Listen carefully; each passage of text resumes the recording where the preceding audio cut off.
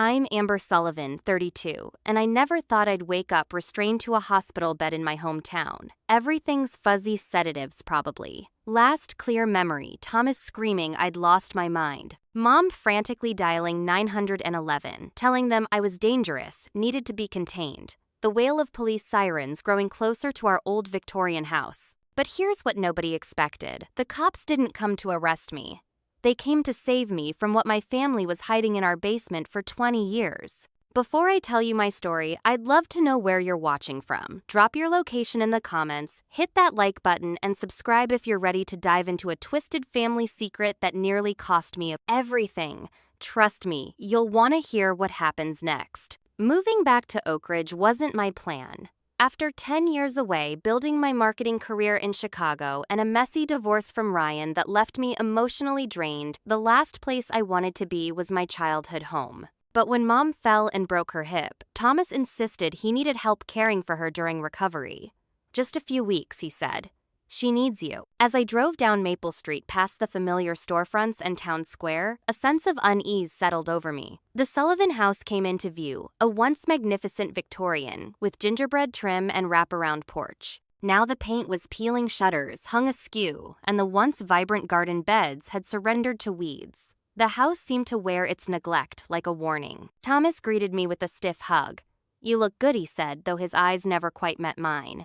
My brother had always been the responsible one, the golden child who stayed to take care of Mom after Dad died. Now at 35, his hairline was receding, and deep lines bracketed his mouth, aging him beyond his years. His wife Joanna appeared in the doorway, her smile tight. "We're so glad you're here," she said, taking my bag. I'd only met Joanna twice before, once at their wedding 6 years ago and again at Christmas 3 years back. She'd been vivacious then, with a quick laugh and bright eyes. Now she seemed diminished, somehow her movements careful, deliberate. The interior of the house was worse than the outside furniture, covered with sheets mail stacked on tables, a musty smell permeating everything. Mom was in the living room, propped up in a hospital bed. At 64, Patricia Sullivan looked a decade older, her once vibrant auburn hair now thin and gray. "Amber," she squinted at me. "Is that really you?" "It's me, Mom," I said, kissing her papery cheek. Dinner that night was uncomfortable. Thomas dominated the conversation, talking about his insurance, business, local politics, and Mom's medications.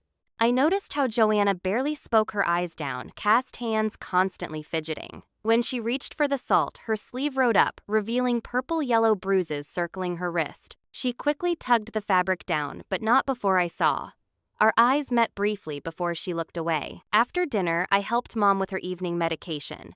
"There are so many pills," I remarked, sorting through the bottles. "Thomas takes care of all that," she murmured, swallowing each one dutifully. "He knows what's best." Later that night, as I unpacked in my old bedroom, untouched since high school, complete with NSYNC posters and debate trophies, I heard strange noises. A thump, then, what sounded like scratching coming from somewhere below. "The basement pipes," Thomas explained when I mentioned it at breakfast.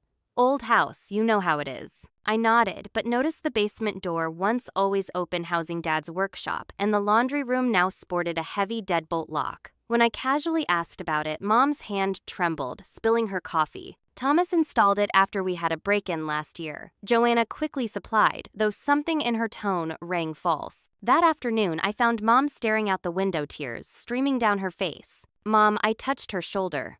"What's wrong?" "Sarah always loved watching the birds," she whispered. "Who's Sarah?" I asked, puzzled. Mom's face went blank.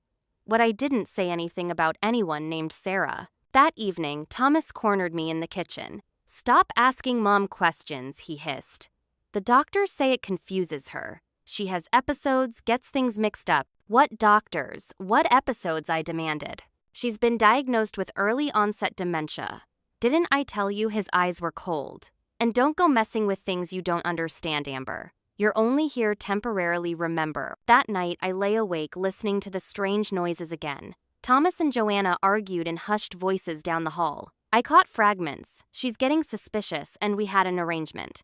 Then Thomas's voice, low and threatening. "Do you want to end up like her?" I pulled out my phone, canceling my return flight to Chicago. Something was very wrong in this house, and I wasn't leaving until I figured out what. My childhood bedroom had remained eerily preserved, like a museum exhibit of teenage Amber. Sitting cross-legged on my old bed, I felt compelled to look through my belongings, searching for something. I wasn't sure what. In my closet behind a stack of yearbooks, I found a shoebox containing my old diaries. Flipping through the pages, I noticed something strange. Entire sections had been torn out. The missing entries centered around the summer. I turned 12 right before I'd gone to Camp Willowbrook. I remembered that summer vaguely swimming at the lake, Dad building the treehouse, Mom's garden, winning a ribbon at the county fair. But the torn pages suggested something else had happened, something someone wanted erased. On my dresser sat framed family photos: Mom and Dad's wedding, Thomas's high school graduation, me missing my front teeth in a school picture. I noticed an odd pattern in several group photos. A face had been methodically scratched out with something sharp. In one Christmas photo, 4 stockings hung on the fireplace, though only 3 people stood nearby. When I brought the altered photos to Thomas, his expression hardened. "What is this about?" I asked, showing him the scratched faces. "Nothing. Just Mom being weird. She went through a phase after Dad died, thought she saw people who weren't there." He snatched the frames from my hands. "You've always been the same Amber, making mountains out of molehills. You were always unstable, even as a kid. Always making things up." "I'm not making anything up," I insisted. "Someone was deliberately removed from these photos. This is exactly why Mom and I worry about you," he snapped. "You create these fantasies and convince yourself they're real. You did it as a child and you're doing it now." His words left me shaken. Had I imagined something sinister in ordinary family photos? But as I walked away, I heard him immediately call someone, his voice urgent but hushed. That afternoon, while Thomas was at work and Joanna was grocery shopping, I overheard them arguing in the driveway when she returned. "She's asking questions about the photos," Thomas hissed. "Maybe we should just tell her," Joanna replied, voice trembling. "It's been 20 years. And risk everything. We have an arrangement. Your job is keeping her quiet, understand?" Later, I tried the basement door, turning the knob quietly. Locked as expected. I pressed my ear against it, but heard nothing. "What are you doing?" Thomas's voice made me jump. He'd appeared silently behind me, his expression thunderous. "I was looking for the laundry detergent," I lied. "The laundry supplies are in the hall closet now." His hand clamped around my upper arm, fingers digging painfully into my flesh as he pulled me away from the door. "The basement isn't safe. The floor's rotting." That night, I searched Mom's bathroom, finding a drawer filled with prescription bottles. Diazepam, haloperidol, risperidone, powerful antipsychotics and sedatives, all prescribed by the same doctor, Harold Winters, MD, with recent dates. As I studied the labels, strange images flashed through my mind. 2 little girls in matching dresses, building sandcastles. A bedroom with 2 identical beds. A whispered conversation through a heating vent. The fragments came and went so quickly I couldn't hold on to them, leaving me disoriented and nauseous. The next morning, Joanna cornered me in the hallway, glancing nervously over her shoulder. "Be careful what you eat and drink," she whispered, pressing something cold and metal into my palm. "A key. They'll know if you use it. Watch for the red light by the door frame." Before I could question her, Thomas called from downstairs, and she hurried away, leaving me clutching the key and wondering who they were. That afternoon, I found Mom alone in the sunroom, staring at her garden. "Mom," I said, gently sitting beside her. "Can we talk about Sarah?" She flinched as if I'd slapped her, eyes darting to the doorway. "How do you know that name? You mentioned her yesterday." "Who is she, Mom?" Patricia's hands trembled as she clutched mine. "We never meant for it to happen," she whispered, tears forming. "You have to understand, after what happened that summer." The front door slammed, and Mom immediately withdrew, her expression shuddering closed. "Thomas is home," she said flatly. "I need my medication." At dinner, Thomas was overly attentive, serving me portions of beef stew with peculiar care. I noticed him and Joanna exchange glances when I took my first bite. Remembering Joanna's warning, I only pretended to eat discreetly, emptying spoonfuls into my napkin when no one was looking. After dinner, as I helped clear the dishes, a wave of dizziness hit me. I must have missed something in the food. The room began to tilt and sway, and I gripped the counter to stay upright. "Are you feeling okay?" Amber Thomas asked, his concern not reaching his eyes. "Maybe you should lie down." I stumbled to my room, collapsing onto the bed as the ceiling began to spin. Through my increasing mental fog, one thought remained clear: Thomas was drugging me. But why? The morning after being drugged, I waited until Thomas left for work before sneaking out of the house. My head still pounded, but clarity had returned enough to know I needed outside help. I drove to Oak Ridge General Hospital, praying my old friend still worked there. Grace Taylor's face lit up when she spotted me in the hospital cafeteria. "Amber Sullivan, I heard you were back in town." She hugged me tightly, her familiar vanilla perfume, a comfort. Grace and I had been inseparable throughout school until I'd left for college. Now she worked as a nurse in the psychiatric ward. "I need help," I whispered once we were seated in a quiet corner. "Something's wrong at home." Grace's smile faded as I described the locked basement, Mom's deterioration, Thomas's controlling behavior, and my suspicions about being drugged. "And there's someone named Sarah," I finished. "Mom mentioned her, then denied it. I keep having these flashes, like memories, but they don't make sense." Grace's face had gone pale. "Amber," she said slowly, "you really don't remember, do you?" "Remember what?" She took my hand. "Sarah was your twin sister. She died when you were 12. An accident at the lake." The world tilted sideways. A twin sister. That was impossible. I would remember having a twin, wouldn't I? No, I shook my head. "That can't be right." "It was awful," Grace continued. "They found her body 3 days after she disappeared. You were devastated, we all were. After the funeral you changed, became withdrawn. Your parents sent you to that special summer camp. When you came back, you never mentioned Sarah again. Your therapist said it was a coping mechanism." "I don't have a therapist," I protested. "I never did." Grace's brow furrowed. "Dr. Winters. He treated your whole family after Sarah died. The same doctor who prescribed Mom's medications." My head throbbed as fragmented images flashed: 2 identical backpacks hanging on hooks, 2 toothbrushes in a cup, whispering secrets across a shared bedroom. "I need proof," I insisted. That afternoon, I noticed Thomas's car parked outside the Mill Street Tavern. As I walked past, I overheard him talking to a group of men. "She's completely lost it," he was saying. "Having delusions, hearing voices. Just like when we were kids. I've got Dr. Winters coming by tomorrow to evaluate her for inpatient treatment." My blood ran cold. Thomas was setting me up, painting me as mentally unstable. Why? What was he hiding? With Thomas occupied, I visited our neighbor, Mr. Peterson. At 85, he'd lived next door since before I was born. "Mr. Peterson," I asked carefully, "do you remember my sister Sarah?" His roomy eyes widened. "Well, sure I do. You Sullivan girls were thick as thieves. Always climbing my apple trees." He squinted at me. "You're Amber right. You were the louder one. Sarah was always quieter, more watchful." My heart raced. "When did you last see Sarah?" His brow furrowed. "See her. Why not since you girls were 12, I suppose." After the accident, his eyes grew sad. Terrible business. So Grace was right. Sarah had been real and she had died. But why couldn't I remember her? And why did I feel so strongly that something about this story wasn't right? When I returned home, I found Thomas and Mom in the living room with paperwork spread between them. "It's for your own good," Thomas was saying. "The doctors can help her at Pinecrest. You saw how she was last night, disoriented, paranoid. Just like before." Mom's hand trembled as she signed the papers. "Will they be gentle with her?" Of course, Thomas soothed, gathering the documents. He spotted me in the doorway and smiled coldly. "Amber feeling better. Mom's just signing some insurance forms." That night, Joanna slipped into my room. "He's been crushing pills into your food," she whispered.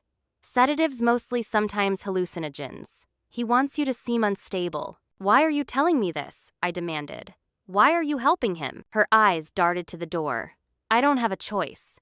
He has things on me from before we were married." She pulled back her sleeve, revealing more bruises. "He'll do worse if I don't play along." "What's in the basement, Joanna?" "I don't know," she said, but her eyes told a different story. "I've never been down there. Only Thomas has the key. And my mother, she's afraid of it. Sometimes she sleeps in the hallway outside the basement door, whispering apologies."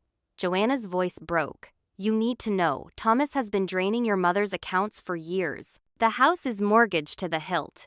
He's stolen from her trust, from your trust." I remembered the trust fund Dad had set up for me accessible when I turned 35.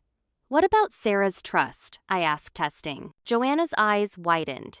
"You remember Sarah." Before she could answer, footsteps sounded in the hallway. She quickly slipped out, leaving me with more questions than answers. The next morning, I discovered new locks installed on my bedroom door from the outside.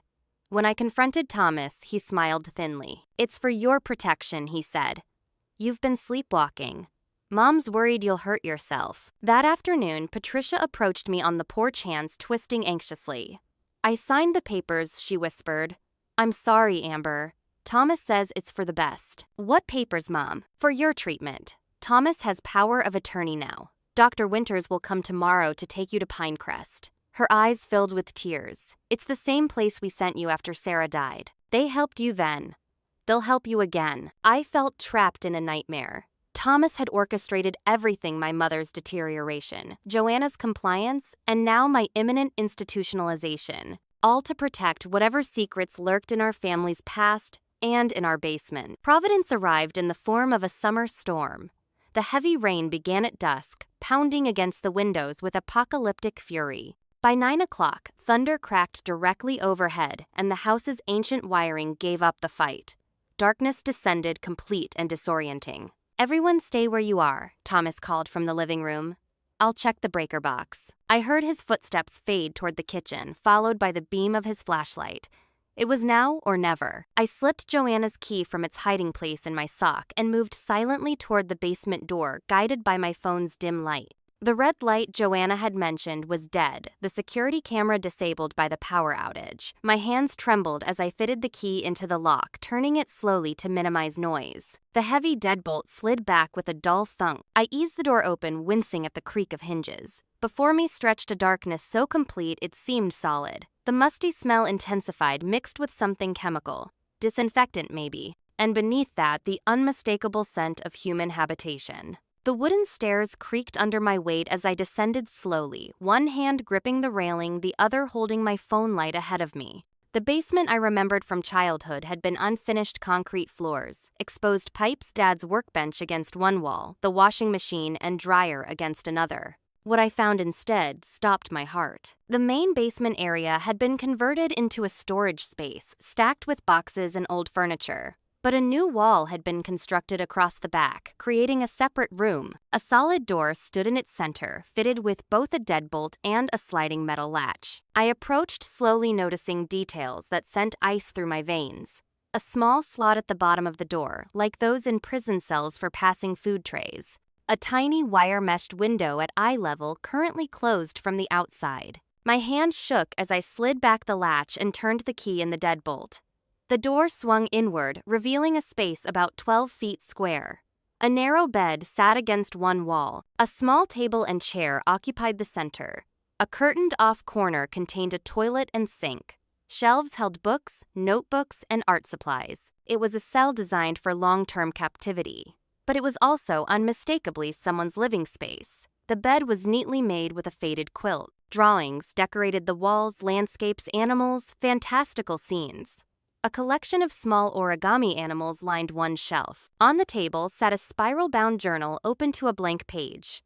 A pen lay beside it. I picked up the journal with trembling hands, flipping back through the pages. The entries were dated the most recent, from just 2 weeks ago. Asterisk, the 10th of June, 2023. Thomas brought new medication today. Makes me fuzzy, but I pretended to take it. Flushed it when he left. Mom came down while he was at work. Brought cookies and cried the whole time. Kept saying she was sorry. I told her I forgave her. I do, I think. She's as much his prisoner as I am.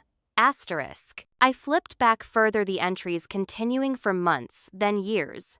All in the same neat handwriting. All signed with the same initial S. The earliest entry I found was dated 20 years ago, shortly after the accident that supposedly claimed Sarah's life. Asterisk, the 24th of July, 2003. They told everyone I drowned, had a funeral and everything. Dad said it's for my own good, that I'm sick and need special care. That I might hurt someone again, hurt Amber. But I would never hurt my sister. Never. The doctor comes every week. More pills, always more pills. I pretend they help, so maybe someday they'll let me out. A is my only hope now. Asterisk. A sound behind me, the soft intake of breath. I whirled the journal clutched to my chest. Patricia stood at the foot of the stairs, her thin frame illuminated by the beam of a flashlight. Her face was a mask of anguish. "You weren't supposed to find this," she whispered. "Mom," I could barely form words. "What is this place? Where is Sarah? She's not here." Patricia's voice was hollow. Thomas took her to the cabin yesterday. He said you were asking too many questions. She's alive, my voice broke. Sarah is alive. Patricia sank onto the bottom step, her body seeming to fold in on itself. We never meant for it to go this way, she said. After what happened that summer, Sarah was different. The doctors said she had schizophrenia, that she was dangerous. What happened, Mom? I demanded. Tell me the truth. She attacked you, Patricia whispered. You were arguing and she pushed you down the stairs. You hit your head, were unconscious for 2 days, the doctors said.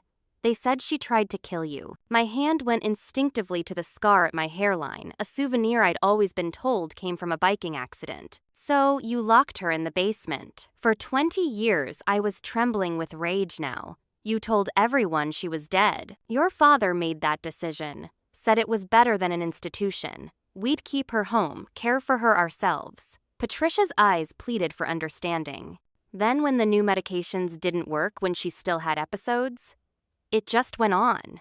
We couldn't admit what we'd done. And my memory, why don't I remember having a twin? The trauma specialist said it was dissociative amnesia. After you recovered physically, you couldn't remember Sarah at all. Dr. Winters said forcing the memories might cause a psychotic break, so we went along with it. Removed the photos, packed away her things. She looked up, tears streaming down her face. We thought it was temporary, that you'd remember eventually, but you never did. And after Dad died, why did this continue? Thomas took control, said revealing Sarah now would destroy us all, criminal charges, lawsuits. And then he discovered your father's will. Patricia's voice dropped to a whisper. Your father left trusts for both you and Sarah. But since Sarah was officially dead, understanding dawned. Thomas has been using Sarah's trust fund. Patricia nodded. At first, he said it was for her care. But then there were gambling debts, bad investments. He needed more and more. A cold voice came from the top of the stairs. That's enough, Mother. Thomas stood in the doorway, silhouetted against the dim emergency light from the hallway. In his hand was something that made my blood freeze. Dad's old .38 revolver. I've worked too long and too hard to let you ruin everything now, Amber, he said, descending the stairs slowly. Dr. Winters will be here tomorrow. Once you're safely in Pinecrest, we can sort this all out. Sort what out? I challenged, backing toward the hidden room. How you've imprisoned our sister for decades, stolen her money, drugged, and gaslit our mother, or how you're planning to do the same to me. You don't understand, he snarled. Sarah is dangerous. She always has been. And you're just like her. The same defect. It just hasn't shown itself yet. That's not true, Patricia said, suddenly standing up. Sarah was never dangerous. The doctor said it was a psychotic break, but I saw what happened that day.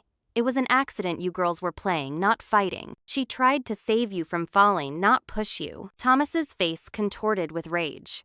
Shut up, you stupid old woman. You've never been able to see them clearly. I felt something solid behind me, the table in Sarah's room. My fingers closed around the pen lying there. It's over, Thomas, I said. Even if you get rid of me, there's evidence now. People know I came home. They'll look for me. They won't find anything, he said coldly. Just a tragic accident. The unstable Sullivan sister lost to the same waters that claimed her twin all those years ago. He raised the gun. I tensed, preparing to dive aside. A thunderous crash came from above, followed by shouting. Thomas whirled, momentarily distracted. I lunged, driving the pen deep into his shoulder. He howled in pain, the gun discharging into the ceiling. I wrenched it from his grip as he stumbled backward. More shouting footsteps pounding down the stairs. Flashlight beams bounced off the walls. Thomas lunged for me again, but suddenly went still, staring past me in horror. No, he whispered. You're at the cabin. I turned and saw what had stopped him. A figure stood in the doorway of the hidden room, a woman with my face, my eyes, but 20 years of captivity etched into her features. Hello, Thomas, Sarah said softly. I came home. I awoke to white walls and the steady beep of medical equipment. For a moment, panic seized me. Had Thomas succeeded in having me committed? But then I registered the standard hospital room surroundings, not a psychiatric facility. You're awake. A familiar voice, Grace sitting beside my bed in her nurse's scrubs. How are you feeling? Groggy. I managed my voice a rasp. What happened? You don't remember, concern etched her features. You were found unconscious in your family's basement. The police arrested Thomas. Memories flooded back the hidden room, the journal, Mom's confession, Thomas with the gun, and Sarah. Sarah standing in the doorway alive. "Where's Sarah?" I demanded, trying to sit up. Grace gently pressed me back. "She's being treated at County Hospital. Special psychiatric unit.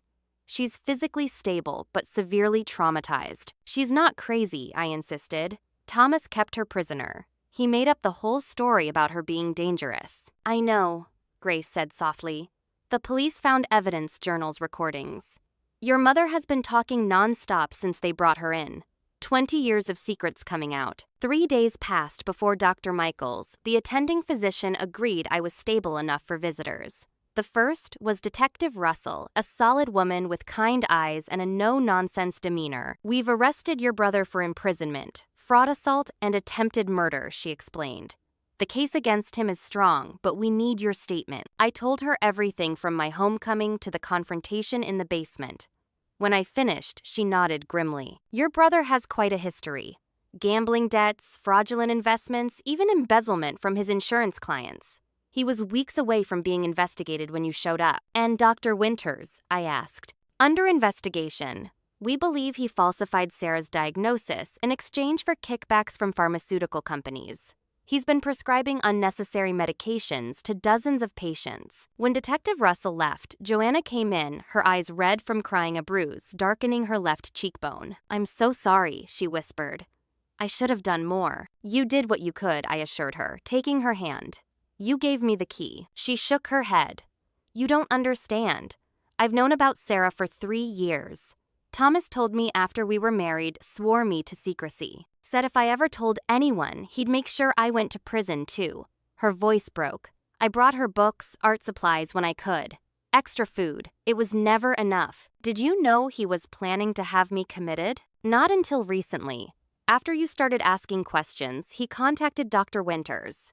I overheard them planning to declare you mentally incompetent, gain control of your trust fund too." She looked away. "Thomas has been drugging your food since your second night home. The hospital ran a full toxicology screen, confirming traces of benzodiazepines, hallucinogens, and antipsychotics in my system, a cocktail designed to induce confusion, paranoia, and hallucinations. The same cocktail he'd likely been giving Sarah for years." A court-appointed psychiatrist, Dr. Elaine Wong, visited daily.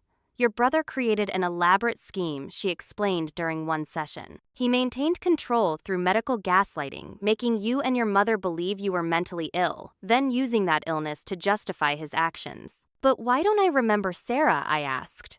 "Everyone says she was my twin, but I have no memory of her." "Traumatic amnesia is real," Dr. Wong said.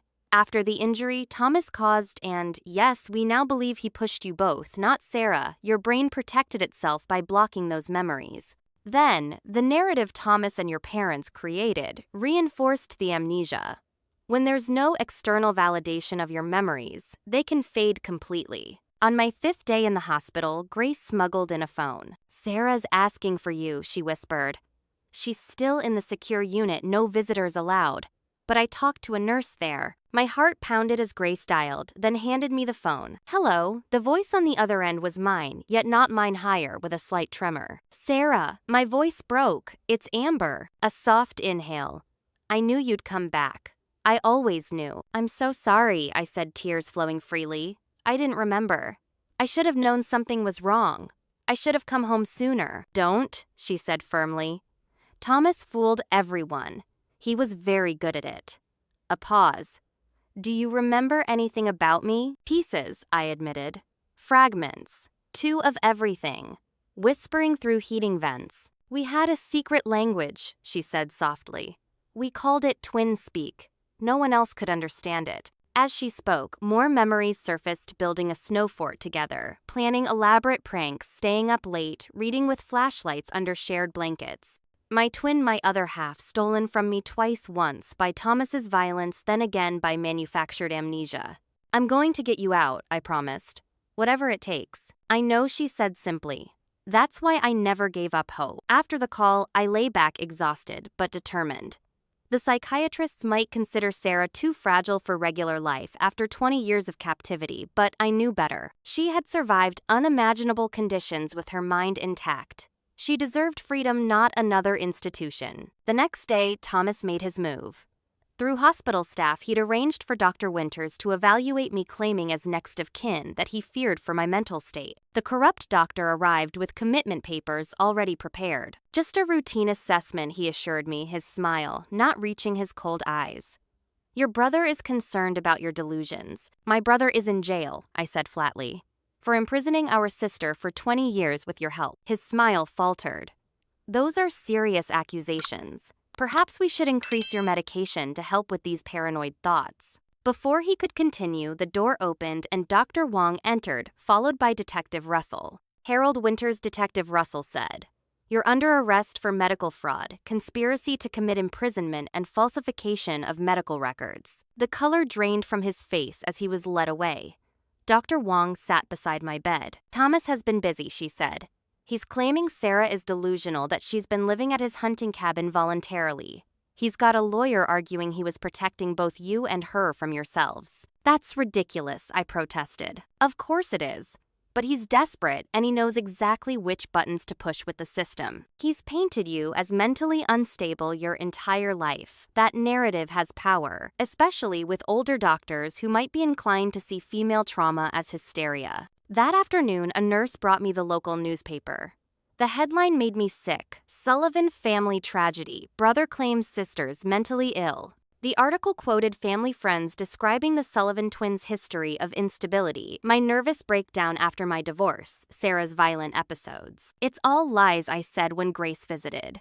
"Thomas is orchestrating this from jail." "Of course he is," she agreed. "But Amber, you need to understand, this town has believed for 20 years that Sarah died. Now they're being asked to believe she was alive the whole time, imprisoned in her own home. People will grasp at any explanation that doesn't force them to confront their own blindness." That evening, Dr. Russell brought better news. Patricia had given a full statement, confirming everything. Thomas's lawyer was arguing she was senile and easily manipulated, but medical evaluations showed she was competent, if suffering from prescription drug dependency that Thomas had engineered. Through the hospital room's window, I could see reporters camped outside. The Sullivan family secret had become national news. Everyone wanted the story of the imprisoned twin, the gaslighted sister, the controlling brother. I refused all interviews, focusing instead on healing and planning. Joanna visited daily, bringing updates on the legal proceedings, and more importantly, messages from Sarah through the nurses at County Hospital. "She's teaching herself to use a smartphone," Joanna reported with a small smile. "Says she's been reading about them for years in the magazines she was allowed.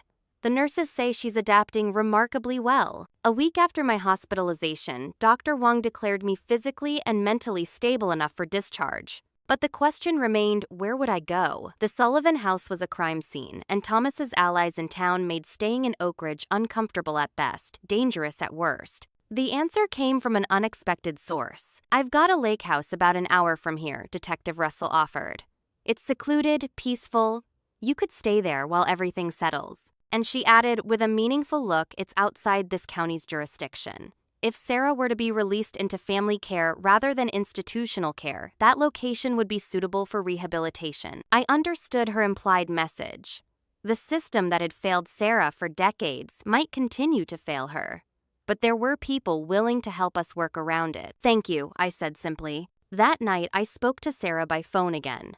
"They're saying I need long-term care," she said, her voice tight, with controlled fear.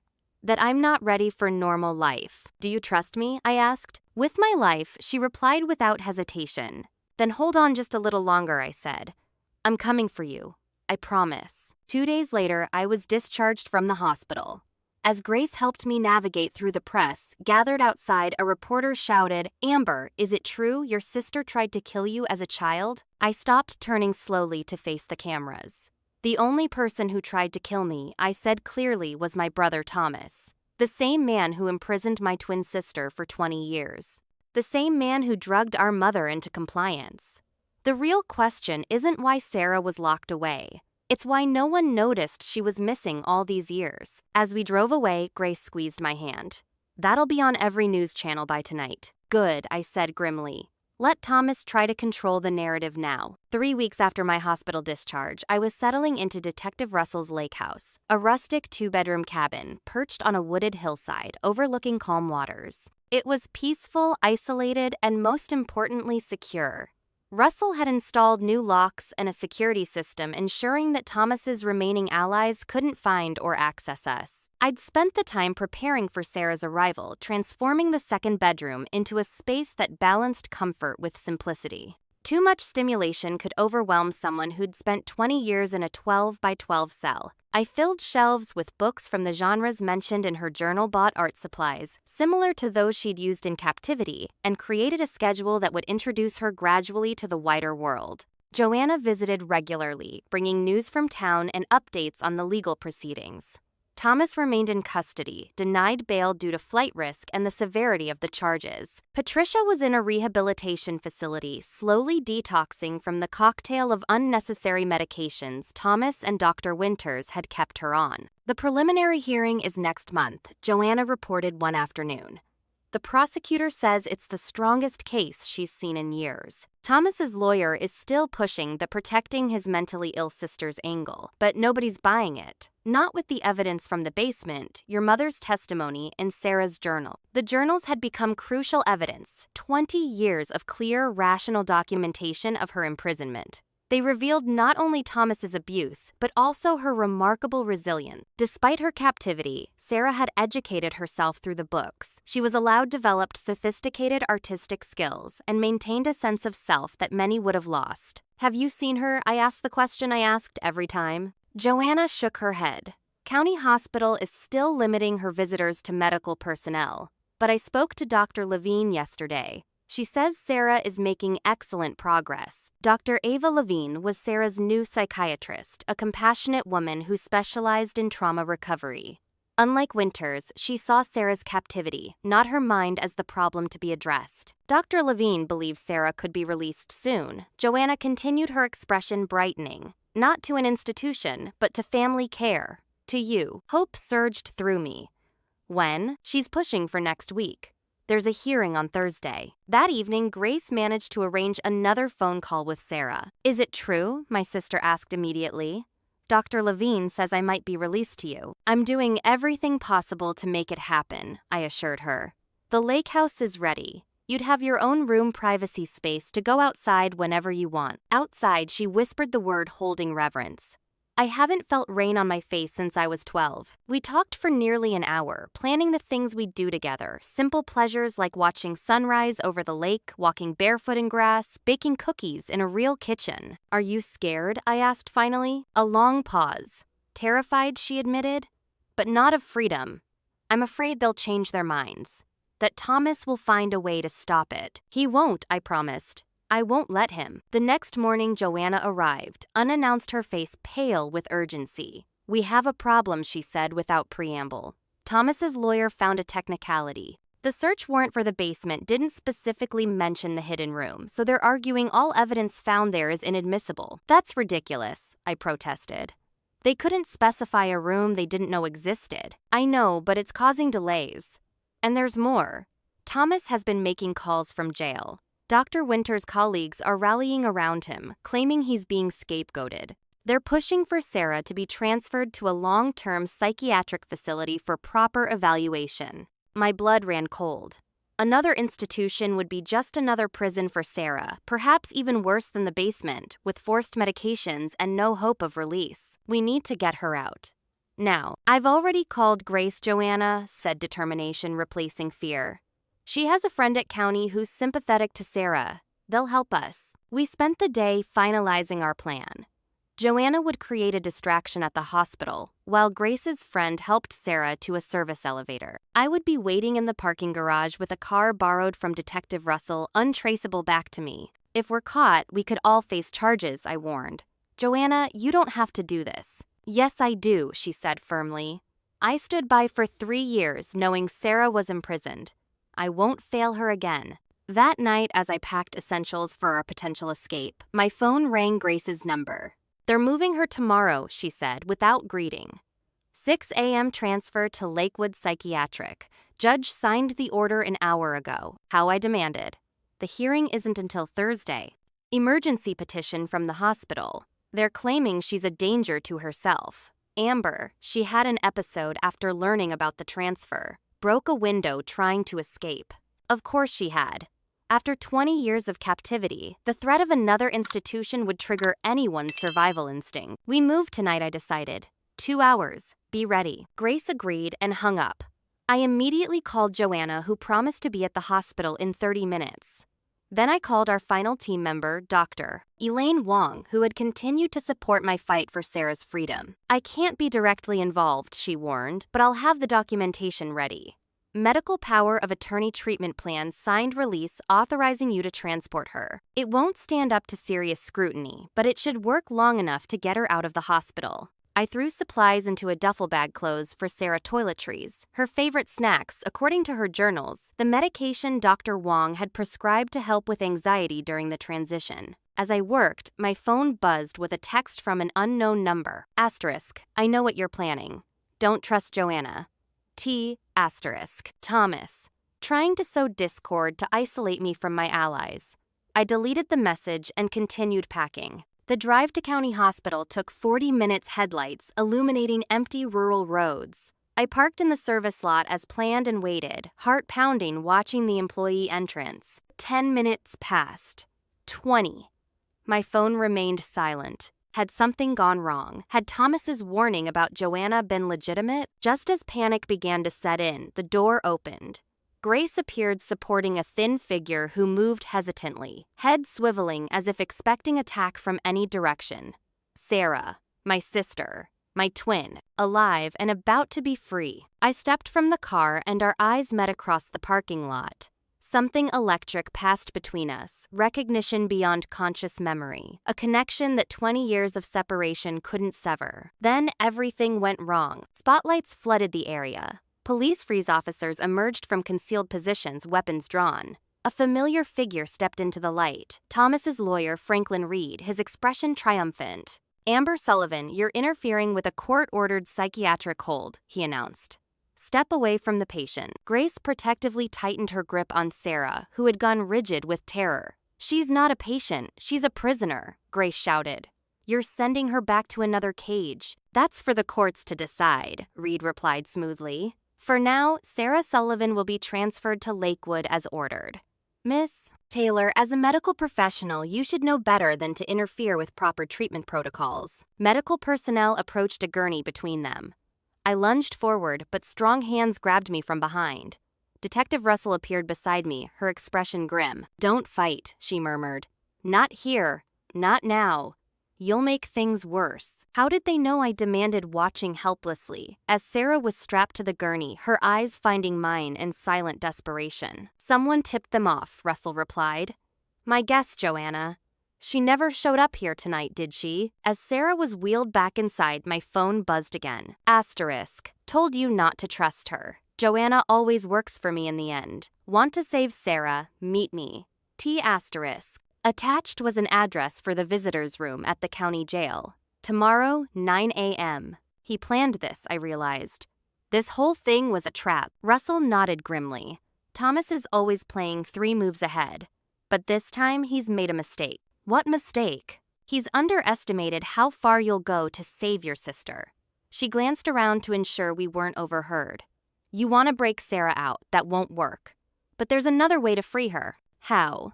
We get Thomas to confess, on record, to everything. The next morning, I sat across from my brother in the jail's visiting room, a plexiglass barrier between us. Thomas looked surprisingly well. Prison hadn't diminished his arrogance or his calculated charm. You came, he observed, smiling slightly.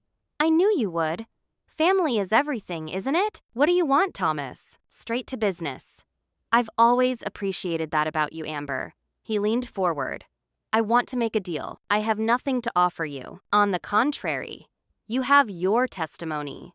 Your cooperation could significantly impact my case. You want me to lie for you after everything you've done? He waved dismissively. The past is complicated. What matters is now. Sarah needs specialized care she'll receive at Lakewood.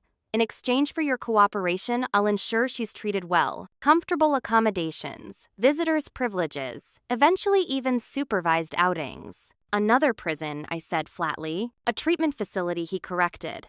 Amber, be realistic. After 20 years in isolation, Sarah can't simply rejoin society. She needs transition, structure, protection. The only person she needs protection from is you. His expression hardened.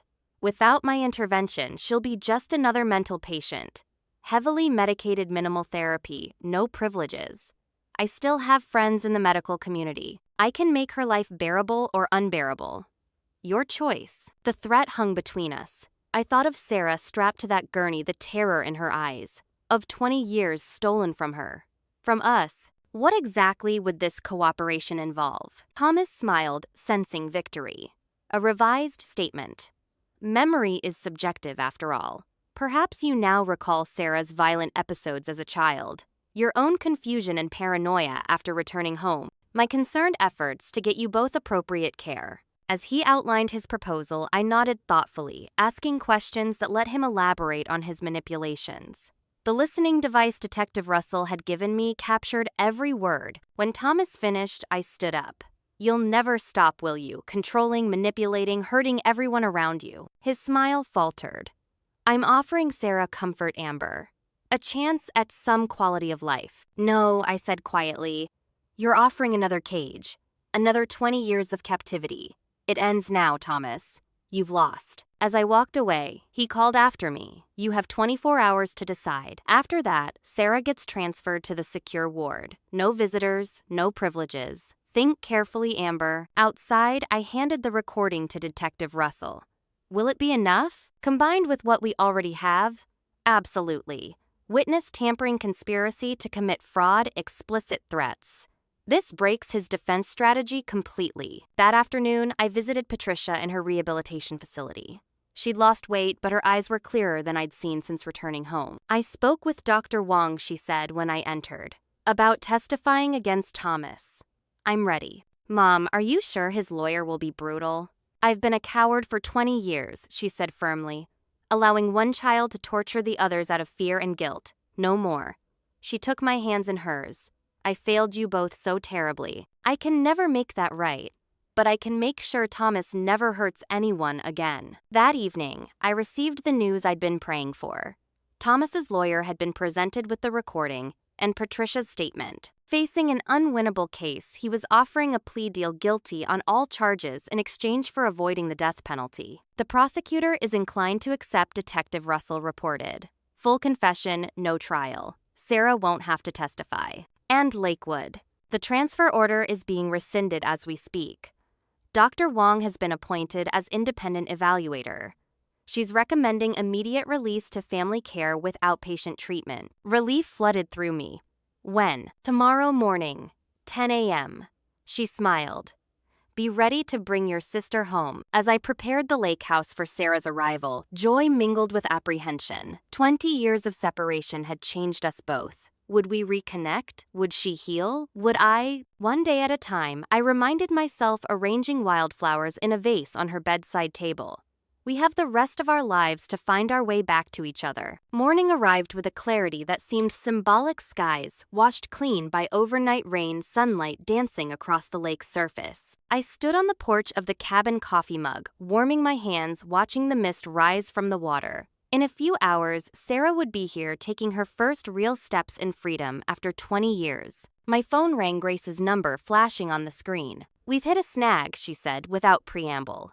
Thomas's confession triggered an internal investigation at County Hospital. They're in damage control mode, worried about lawsuits. The administration is claiming they need to complete their assessment before releasing Sarah. My momentary peace shattered. That's not possible. The transfer order was rescinded. The Lakewood transfer was canceled, yes, but they're now saying they need to follow discharge protocols for high-risk patients. It could take days, even weeks. This is Thomas, I said, certainty hardening my voice. He still has people inside the hospital. I agree. Dr. Rosen, the new administrator, was Winter's colleague for years. My friend in psychiatric says Rosen visited Thomas in jail yesterday. What can we do? I've started the paperwork for an emergency hearing, but it'll take time. Meanwhile, Joanna has disappeared. The police want to question her about her involvement with Thomas, but no one can find her. I thought of Joanna's betrayal, the tip-off that prevented Sarah's escape. Had she fled or had something worse happened, Thomas silencing a liability. There's one more thing, Grace continued. The hospital has restricted Sarah's visitors to immediate family only.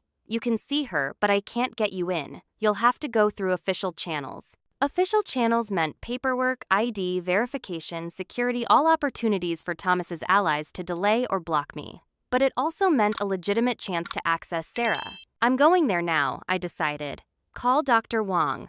We need all the support we can get. County Hospital's psychiatric wing occupied the 5th floor, accessible only by keycard elevator. I approached the reception desk with determined calm, presenting my ID and relationship documentation. I'm here to see Sarah Sullivan. I'm her twin sister. The receptionist, a young man with kind eyes, checked his computer. I'm sorry, Miss Sullivan is not cleared for visitors today. That's not possible. Family visitation is guaranteed by patient rights laws. I understand, but there's a medical hold on all visits. He lowered his voice. Dr. Rosen's orders came through this morning. As I argued with increasingly little effect, I noticed Mr. Peterson, our elderly neighbor, sitting in the waiting area. He stood shakily approaching the desk. Young man, he addressed the receptionist. I've been waiting an hour to see my niece in the geriatric ward. Could you check if she's allowed visitors now? While the receptionist turned his attention to Mr. Peterson, I glimpsed my opportunity. The elderly man had positioned himself to block the security camera's view of the desk, where a staff keycard lay momentarily unattended. With practiced smoothness that surprised even me, I slipped it into my pocket. Thank you for your patience, I told the receptionist. I'll come back tomorrow. In the hallway, I texted Mr. Peterson a quick thanks. He'd been our ally from the beginning, his sharp mind undimmed by his 85 years. After witnessing Thomas's controlling behavior over the years, he'd been eager to help expose the truth. I waited in a stairwell until shift change created momentary confusion, then used the stolen keycard to access the psychiatric floor through a service entrance. The ward was designed in a circular pattern with the nurses' station at the center and patient rooms around the perimeter. Security cameras covered most areas, but Grace had provided a rough map marking their blind spots. Moving carefully through these surveillance gaps, I made my way toward the high-security section where Sarah would be held. A nurse emerged from a room, and I ducked into an empty office. Through the window, I could see the medication room where another ally awaited. Dr. Jenna Russell was a psychiatric resident who had become increasingly uncomfortable with Sarah's case. When the chart labeled Sarah as paranoid for her entirely rational fear of being kept institutionalized, Dr. Russell had contacted Grace. She spotted me through the window and gave an almost imperceptible nod. A moment later, she approached the nurse's station, creating a diversion by spilling coffee on patient files. As the nurses scrambled to save the paperwork, I slipped past counting doors until I reached room 512. The door was unlocked, Dr. Russell's doing. I entered quietly, closing it behind me. Sarah sat by the window gazing out at the slice of sky visible through security bars. She turned at my entrance, her eyes so like mine, widening in surprise, then relief. Amber, she breathed. How did you get in here? I had help, I said, crossing to embrace her. She stiffened momentarily before returning the hug, her body fragile, yet strong. We don't have much time. They're trying to keep you here, but we're fighting it. I know. She pulled back, her expression resolute. They've increased my medication, but I'm not taking it. She showed me a small pouch sewn into her hospital gown, pills tucked away rather than swallowed. I learned this trick years ago with Thomas's medications. I need to stay clear. Her resourcefulness impressed but didn't surprise me. Sarah had survived 20 years of captivity by developing strategies, paying attention, finding small resistances. We need evidence of what they're doing, I said. Something to present at the emergency hearing. Sarah nodded toward her bedside table.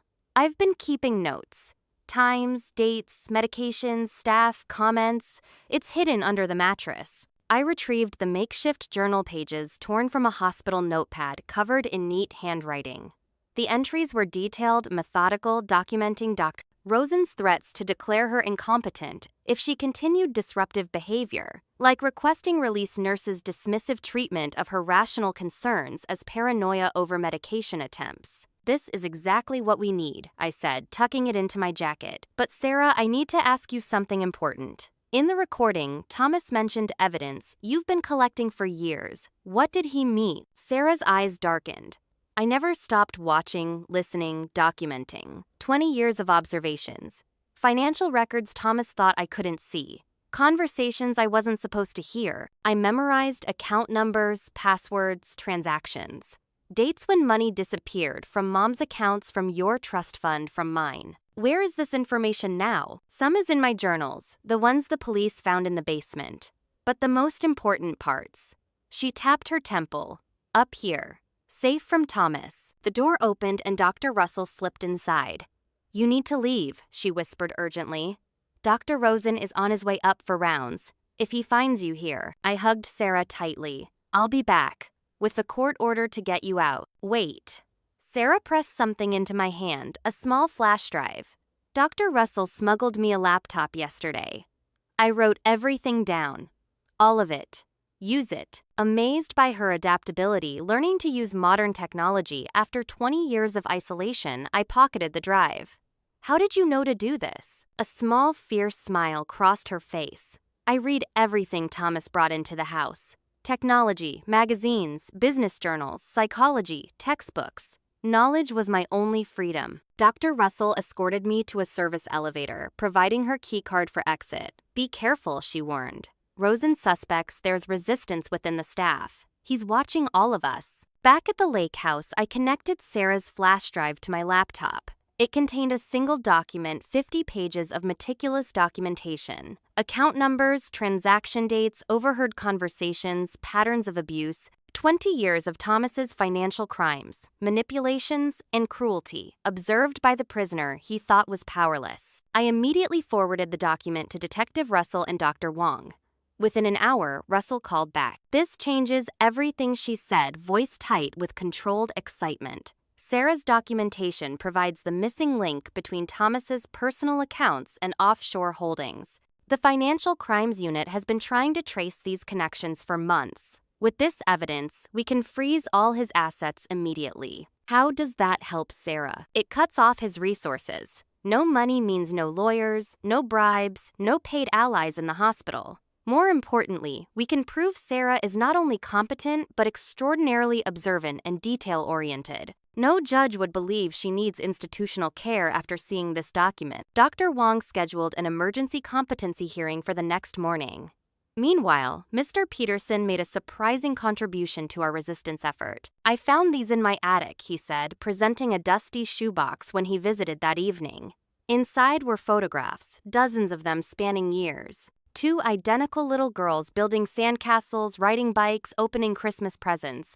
Sarah and me together, happy. "Margaret and I used to photograph the neighborhood children," he explained, referring to his late wife. "When your parents said Sarah had died, Margaret couldn't bear to throw out the pictures. She kept them all these years." These photographs provided visual proof of Sarah's existence, countering the narrative Thomas had created of her death. But more importantly, they offered something precious to both Sarah and me, evidence of our shared childhood moments together that Thomas had tried to erase from memory and record. That night, I reviewed the documentation with Grace, preparing our case for the hearing.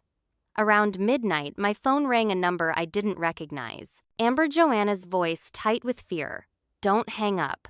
I know you think I betrayed you, but it wasn't me. Thomas has Patricia. What, Mom is in the rehabilitation center?" "Not anymore. Thomas arranged a transfer yesterday to a private facility no one knows about. He threatened to hurt her if I didn't help him stop Sarah's escape. But I never made that call, Amber. It was Dr. Winter's secretary, Thomas's girlfriend, for years." My mind raced, reassessing. "Where are you?" "Hiding. Thomas has people looking for me. I found something, financial records he kept in our house safe. Records of payments to Dr. Rosen going back 5 years. Can you get these records to Detective Russell?" "Already done." "But Amber, you need to be careful tomorrow. Thomas told me once that if everything fell apart, he had a nuclear option. Something to destroy the whole family if he couldn't control it anymore." After Joanna's call, I couldn't sleep. I sat on the porch watching the lake's dark waters, wondering what Thomas's nuclear option might be. Whatever it was, we had to be prepared. Morning brought the hearing an emergency session with Judge Eleanor Martinez, known for her no-nonsense approach to patient rights. Dr. Wong presented her assessment of Sarah, highlighting her clear mental acuity and detailed documentation abilities. Detective Russell submitted financial evidence showing Thomas's corruption of medical staff, including Dr. Rosen. Then, the crucial moment, Sarah herself was brought in to testify. She entered the courtroom with dignity, her hospital gown replaced with clothes I'd provided, simple jeans and a sweater that hung on her thin frame. Her eyes found mine, immediately drawing strength from our connection. For nearly an hour, she spoke clearly and cogently about her captivity, her observations, her methods of staying mentally intact despite isolation and abuse. The judge listened intently, asking occasional questions that Sarah answered with remarkable composure. Ms. Sullivan, Judge Martinez said, "Finally, based on the evidence and testimony presented, I'm ordering your immediate release from County Hospital into the care of your sister, Amber Sullivan. A restraining order will be issued against Thomas Sullivan and all medical personnel associated with your captivity and subsequent hospitalization." Relief flooded through me. We'd won. Sarah was free. As we prepared to leave the courthouse, Detective Russell approached with an update on Patricia. "We found her," she said quietly, "at a private care facility in Harrison County. She's being brought back now." Thomas's nuclear option failed. Outside, journalists waited hungry for the sensational story of the imprisoned twin. I shielded Sarah from their cameras, hurrying her to the waiting car. As we drove away, she looked back at the courthouse, then forward to the road ahead. 20 years, she murmured. I never saw this moment clearly, even in my dreams. I reached across the console, taking her hand. "This is just the beginning, Sarah. Everything starts now." 3 days after Sarah's release, we settled into a careful routine at the lake house. Mornings began with coffee on the porch, watching sunrise paint the water gold. Sarah approached these moments with reverent attention, absorbing sensations denied her for 2 decades. The kiss of breeze against skin, birdsong filtering through trees, the simple miracle of open space. "I keep expecting to wake up back there," she confessed one morning, hands wrapped around her mug. To find this was just another dream. I understood. Freedom felt fragile, conditional. Thomas might be in custody, but his influence lingered like poison in the groundwater. Each day brought news of his continued machinations, attempts to contact former colleagues, mysterious withdrawals from hidden accounts, motions filed by his lawyers seeking dismissal of charges on technicalities. "He won't stop, Sarah," said eyes tracking a heron gliding across the lake. "Not until he's destroyed us all." She was right. Thomas had spent decades building his web of control and deceit. Even imprisoned, he remained dangerous, perhaps more so with nothing left to lose. That afternoon, Detective Russell arrived with troubling news. "Thomas's lawyer is pushing a new strategy," she explained, spreading documents across the kitchen table. "He's claiming Sarah isn't actually Sarah Sullivan." What I stared in disbelief. "They're suggesting Thomas was housing a mentally ill woman who merely resembles you, possibly a distant relative. Someone the family took in secretly years ago. They've filed for DNA testing to resolve the confusion." "That's absurd," I protested. "We have photographs, documentation, Mom's testimony, all of which they're challenging," Russell interrupted. "The photographs could be of cousins who looked alike. The documentation could be fabricated. And Patricia's testimony can be undermined by her prescription drug use." Sarah listened silently, her expression unnervingly calm. "He's desperate," she said finally. "This is about delaying trial, nothing more. DNA testing will prove we're identical twins." "That's just it," Russell said grimly.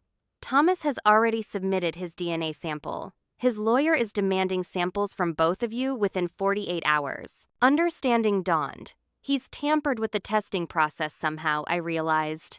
Found a way to falsify result. Most likely, Russell agreed. We're investigating the lab he specified, looking for connections to Thomas or Winters. But it will take time. Time we don't have, Sarah noted. The implications were chilling. If Thomas succeeded in creating doubt about Sarah's identity, the entire case could unravel. Her imprisonment would be reframed as charitable care of a mentally ill woman. His financial crimes would be obscured by confusion over trust fund beneficiaries. And Sarah, my sister, my twin, could be forced back into institutional care while legal battles dragged on for years. We need to end this, I said, resolution hardening within me. Not just defend against Thomas's attacks, but finish this completely. How? Russell asked. I looked at Sarah, sensing she already knew my answer. We confront him directly, I said. Force a final confrontation on our terms, not his. Sarah nodded. He thinks he's the chess master, but he's never played against both of us together. The plan took shape over hours of careful discussion. Thomas had scheduled a pre-trial conference with his lawyer for the following afternoon, a meeting held in a private room at the county jail with minimal security presence. Through Detective Russell's connections, we arranged for Sarah to be present as an expert witness for the prosecution. He won't be expecting you, Russell explained. The shock alone might be enough to crack his composure. It won't be, Sarah said quietly. Thomas doesn't shock easily, but he does have a weakness: his need to dominate to prove his superiority. If he thinks he has the upper hand, he'll reveal more than he intends. The next step was more delicate, ensuring Patricia's participation without endangering her fragile recovery. Now safely returned to proper medical care, she was slowly regaining strength both physically and emotionally. Dr. Wong considered her stable enough for a brief controlled encounter. I need to face him, Patricia insisted when I visited her facility. For 20 years, I enabled his cruelty through my silence. No more. The final piece fell into place when Joanna emerged from hiding, bringing crucial new evidence: a hidden recording device Thomas had installed in the basement room. For years, he had monitored and recorded Sarah's private moments, her conversations with Patricia, her most vulnerable times. He kept the recordings as insurance, Joanna explained, handing over the small external hard drive.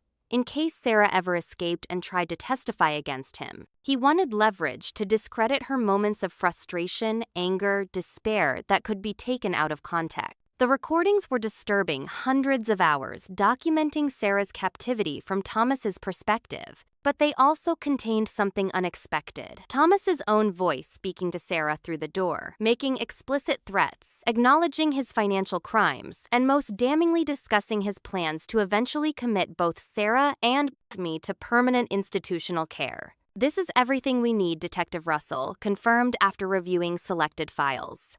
Absolute proof of his crimes in his own words. The morning of the confrontation arrived with leaden skies and a sense of finality.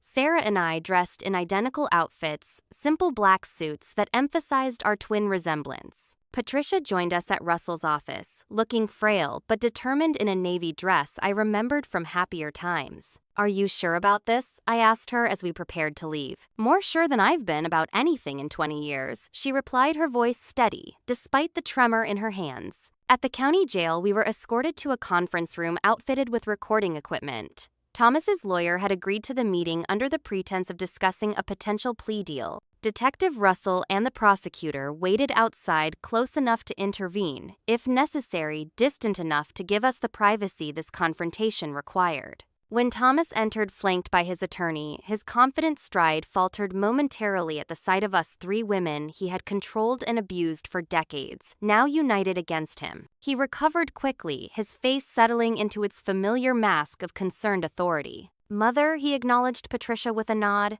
"You're looking well." His eyes slid to Sarah and me sitting side by side. "I see the resemblance is being emphasized today." Very theatrical. His lawyer, Franklin Reed, appeared less composed. "What is this? I was told this meeting was to discuss plea options." "It is," I confirmed.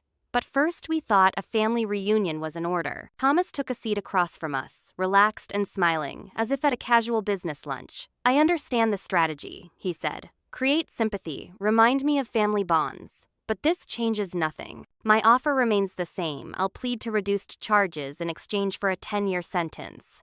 Everyone moves on with their lives. After what you did to Sarah, to Mom, to me," I leaned forward. "There won't be any deal, Thomas.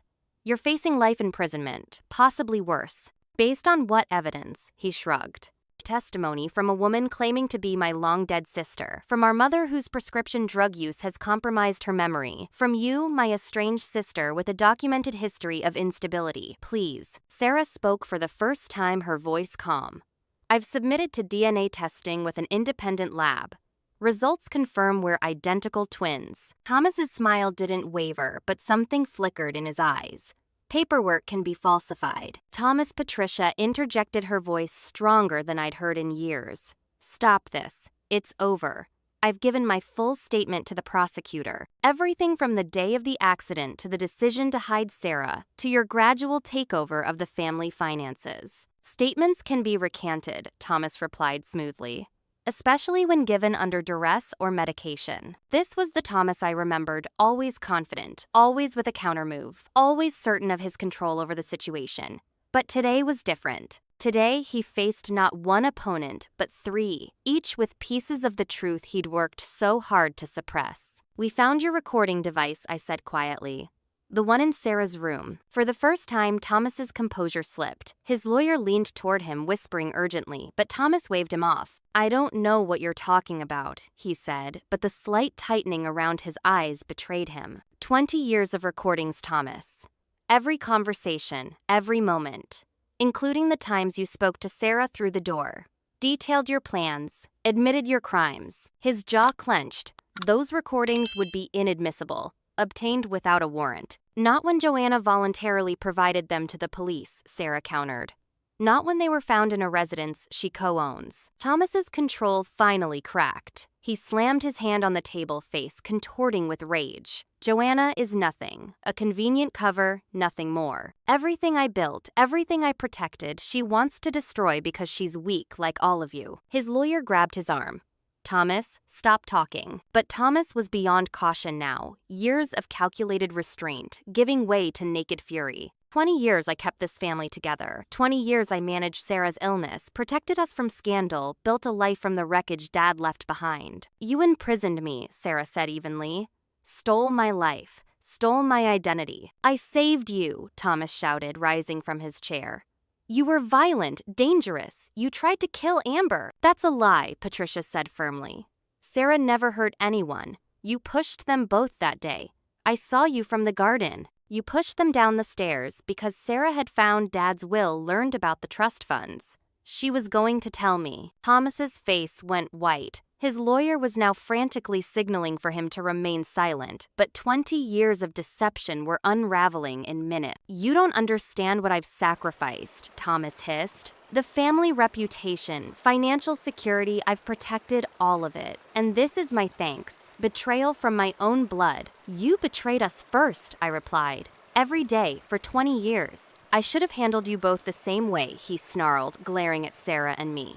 Two identical problems requiring identical solutions. The basement was too good for you. Should have been Lakewood from the beginning, both of you permanently.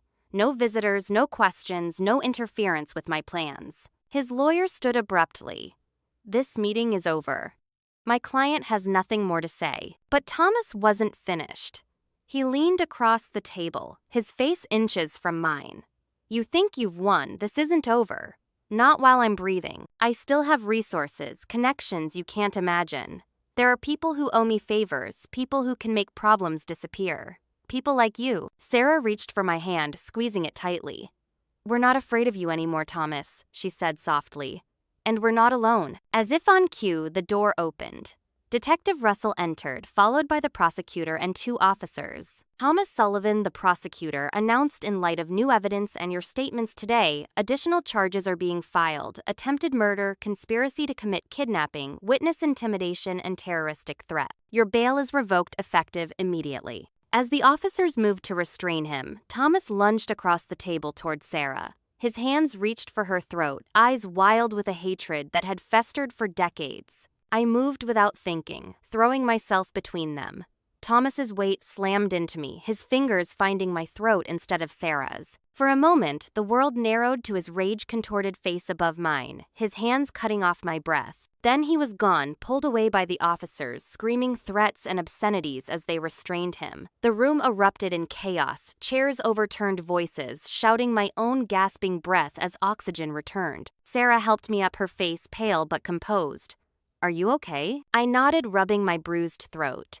He showed his true self finally, in front of witnesses on record. Patricia had remained seated throughout the confrontation, her expression a complex mixture of grief, relief, and determination. "It's done," she said simply.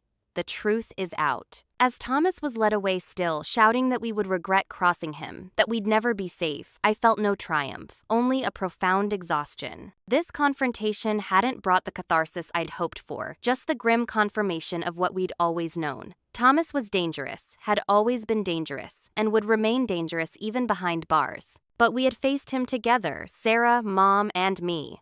For the first time in 20 years, the Sullivan women stood united against the man who had torn our family apart.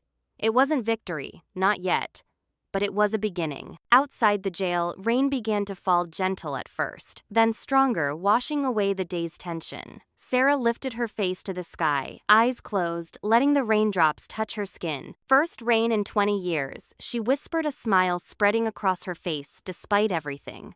"Feels like baptism." I put my arm around her shoulders, and together we walked toward the car, toward home, toward whatever uncertain future awaited us. Behind us, Thomas's threats echoed in memory. Ahead, the difficult work of healing beckoned. But in that moment, the simple gift of rain on our faces was enough. 6 weeks after Thomas's final breakdown in the county jail, I sat beside Sarah's hospital bed, holding her hand as she recovered from surgery. Not a critical procedure, just the removal of a benign cyst doctors had discovered during her comprehensive medical evaluation, but symbolic nonetheless. The last physical remnant of her captivity, a growth that had developed over years of stress and poor nutrition, was gone. "How are you feeling?" I asked as she stirred from the anesthesia. "Like I could run a marathon," she replied with a drowsy smile. "Or maybe just walk to the cafeteria for some real food." Dr. Amanda Garcia, Sarah's primary physician, had become a key ally in her recovery journey.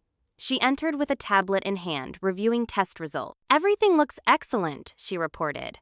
"Blood work is improving, vitamin D levels are almost normal, and the surgical site is healing perfectly. You're officially healthier than most of my patients who haven't spent 2 decades in a basement." Sarah's physical recovery had indeed been remarkable.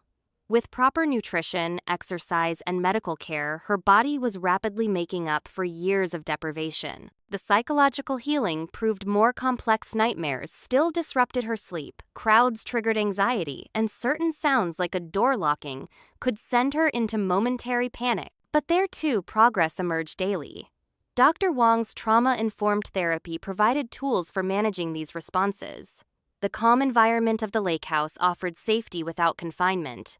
And most importantly, the truth fully revealed and acknowledged removed the burden of secrecy that had compounded her suffering. Thomas's trial date had been set for February, still months away, but approaching with inexorable certainty. The evidence against him was overwhelming. Sarah's journals, the basement recordings, financial documentation of his fraud testimony from Patricia, Joanna, and various medical personnel who had been coerced into participating in his schemes.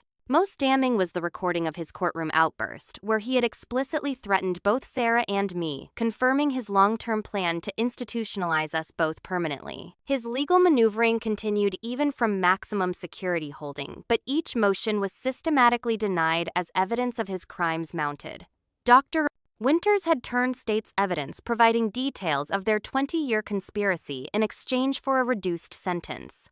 Joanna's testimony about Thomas's domestic abuse and coercion had added additional charges to his already substantial list. Ready to go home, I asked, helping Sarah into the wheelchair required by hospital policy. "More than ready," she replied. "I have rose bushes to plant." The garden had become Sarah's particular project, a healing space she designed, meticulously researching plants and layouts with the same thorough attention she'd once devoted to documenting Thomas's crimes. Each flower, each shrub was chosen for specific meaning, resilience, renewal, hope. At the lake house, Grace waited with a welcome home banner and Sarah's favorite meal, grilled salmon with roasted vegetables, flavors she'd been denied during her captivity. These small celebrations marked each milestone in her recovery, acknowledging progress without minimizing the journey still ahead. I heard from Detective Russell, Grace reported over dinner. Thomas's lawyer made another plea offer. Prosecutor rejected it immediately. "Good," Sarah said simply. She rarely spoke of Thomas, directly referring to him instead, as he or him, as if naming him might summon his presence. After dinner, we sat on the porch watching twilight settle over the lake. These quiet moments had become ritual, a daily reminder of space freedom, natural beauty. I saw Mom today, I mentioned.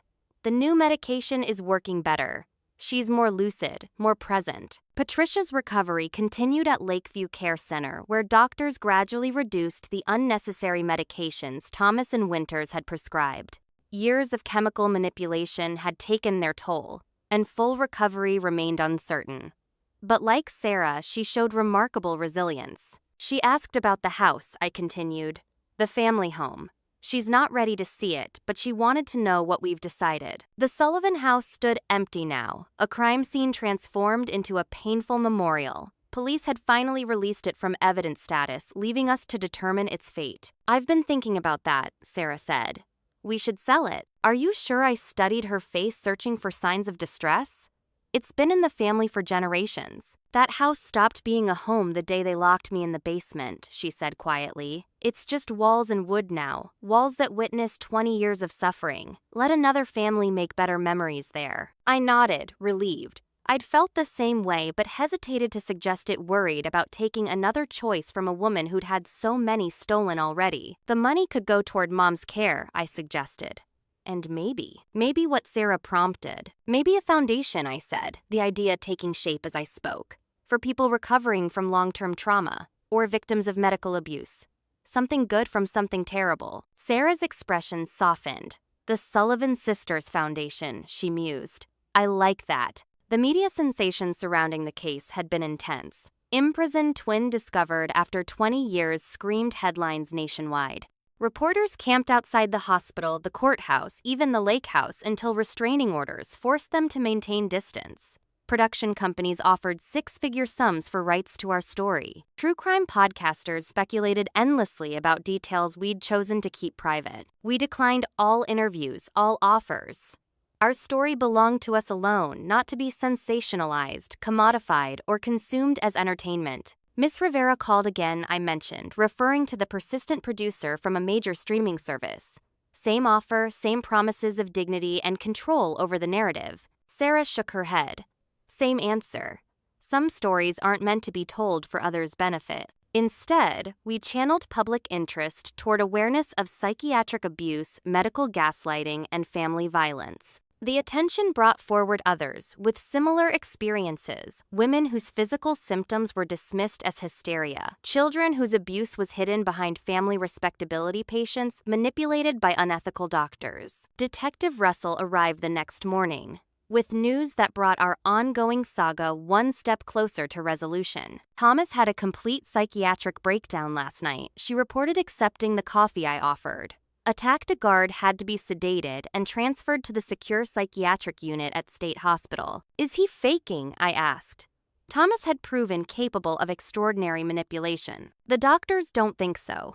Apparently, he's exhibiting signs of the same condition he falsely attributed to Sarah all these years. Paranoid delusions, erratic behavior, violent outbursts. The psychiatrist called it a psychological collapse under the weight of his own deceptions. Sarah absorbed this information in silence, her expression unreadable. There's more, Russell continued.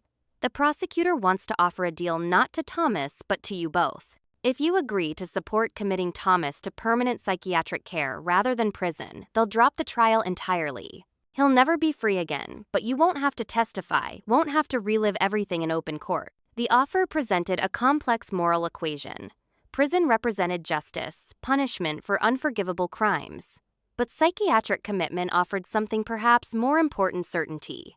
No parole hearings, no chance of early release for good behavior, and no traumatic trial forcing Sarah to publicly detail her decades of suffering. What do you think? I asked Sarah after Russell departed, leaving us to consider the proposal. She gazed across the lake, gathering her thoughts. There's a certain symmetry to it, she said finally. He imprisoned me by falsely claiming I was mentally ill. Now his actual illness imprisons him. Is that justice? Justice was never possible, she said, her voice gentle but firm. Nothing can return those 20 years to me. Nothing can heal Mom completely. Nothing can erase what he did. She turned to me, her expression resolute. But this ends it. Cleanly, finally. No trial, no media circus, no chance he ever walks free. I want that. I choose that. I nodded, respecting her decision. Then that's what we'll do. The legal proceedings concluded with anticlimactic efficiency. Thomas was declared incompetent to stand trial and committed to the maximum security psychiatric facility at State Hospital. The civil case against his estate resulted in substantial settlements for Sarah Patricia and several other victims of his schemes. True to our discussion, we established the Sullivan Sisters Foundation dedicated to supporting survivors of family abuse and medical gaslighting.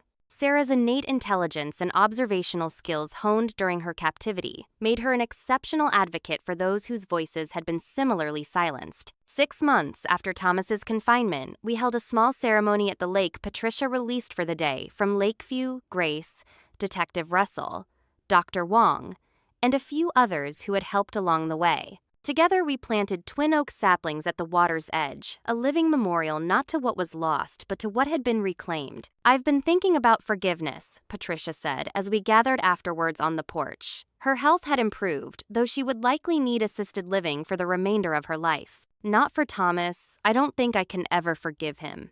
But for myself." "You don't need forgiveness, Mom," I began, but she raised a hand to stop me. "I do," she insisted. "I failed both my daughters. Fear, weakness, addiction reasons, not excuses. I've been working with my therapist on accepting responsibility while still moving forward." She looked from me to Sarah, eyes brimming with emotion. "I can never make it right, but I can acknowledge the harm, and I can try to be better now." Sarah crossed to her, taking her hands. "I forgave you long ago," she said softly. "Not for you, but for me." Holding on to anger would have given him another victory. As the gathering dispersed, Sarah and I walked along the shore, watching sunset paint the water in shades of gold and crimson. The coming fall had touched the trees with hints of amber and ruby promise of change rather than death. "I dreamed of this," Sarah said, bending to trail her fingers through the cool water. "Not the lake specifically, but open space sky above no walls. Sometimes the dreams were all that kept me sane." "What now?" I asked. "What dreams will guide you forward?" She smiled, a full, genuine smile that reached her eyes. "I'm still discovering that. For so long, survival was the only goal. Freedom, the only dream. Now I have both. Now I get to imagine beyond." We continued walking as twilight settled around us, crickets beginning their evening chorus. The saplings we'd planted stood sentinel at the water's edge, slender now, but with the potential for 100 years of growth ahead. "Some scars never fade completely," Sarah said after a long, comfortable silence. "But they remind us of what we survived and that we never have to face the darkness alone again." I want to thank you all for joining me on this incredibly difficult journey. Stories like mine and Sarah's happen more often than we'd like to believe behind closed doors in respectable families, hidden by shame and fear and manipulation. If something in our story resonated with you or made you think differently about family dynamics, medical authority, or the nature of control, please leave a comment sharing your thoughts. If you found value in this story, please consider liking this video and subscribing to my channel. Your support helps me continue sharing stories that might otherwise remain untold. And if you know someone who might benefit from hearing this journey of survival and healing, please share it with them. Remember that healing isn't linear. It's messy, painful, beautiful, and entirely individual. Wherever you are in your own journey, know that you're not alone. Thank you for listening, and I wish you strength and peace on your path forward.